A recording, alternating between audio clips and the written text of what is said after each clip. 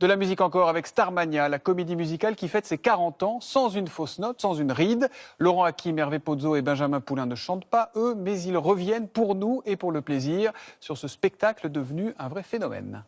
J'aurais voulu être un artiste. Les tubes de Starmania semblent avoir été composés hier. Pour avoir le monde à refaire. Des mélodies restées célèbres au fil des années Quand on arrive en ville, tout le monde change et de nouveaux talents révélés. On n'a pas l'air viril, mais on fait peur à voir. Comme Daniel Balavoine Danse les uns avec les autres, ou la québécoise Fabienne Thibault. courent les uns après les autres. 40 ans plus tard, Fabienne Thibault se souvient de cette grande scène intimidante du Palais des Congrès, sur laquelle elle a interprété son personnage de la serveuse automate. On se désire. Imaginez, le décor s'ouvre et vous avez 4000 personnes, je crois. Et je me rappelle que quand le décor s'est ouvert, je suis arrivée, j'ai vu, j'ai fait ah! Et là, j'ai dit, j'avance ou je retourne au Québec. Stop, le monde est stop. Moi, j'étais une quasi-débutante, donc pour moi, c'était... Moi, j'y allais avec mon cœur. Mais avant d'être un spectacle, Starmania, c'était un disque. Un album enregistré ici, au Studio Gang, à Paris, grâce à l'union magique entre les textes du Québécois Luc Plamondon et les mélodies de Michel Berger. Un opéra rock novateur pour l'époque et chargé d'audace.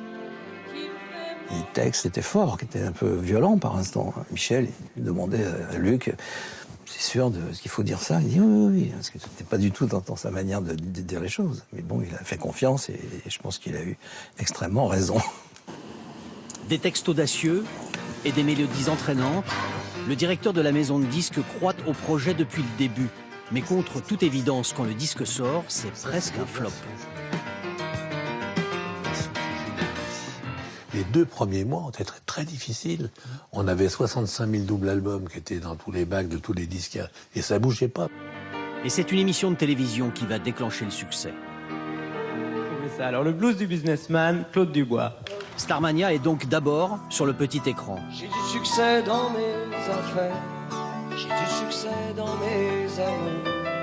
Je change souvent de secrétaire. Juste avant de conquérir la scène. Les répétitions commencent dans la banlieue de Paris. Daniel Balavoine, France Gall, Fabienne Thibault préparent leur rôle. Michel Berger assure la direction musicale. Un Michel Berger qui rêve déjà de Broadway et d'une version de Starmania en anglais.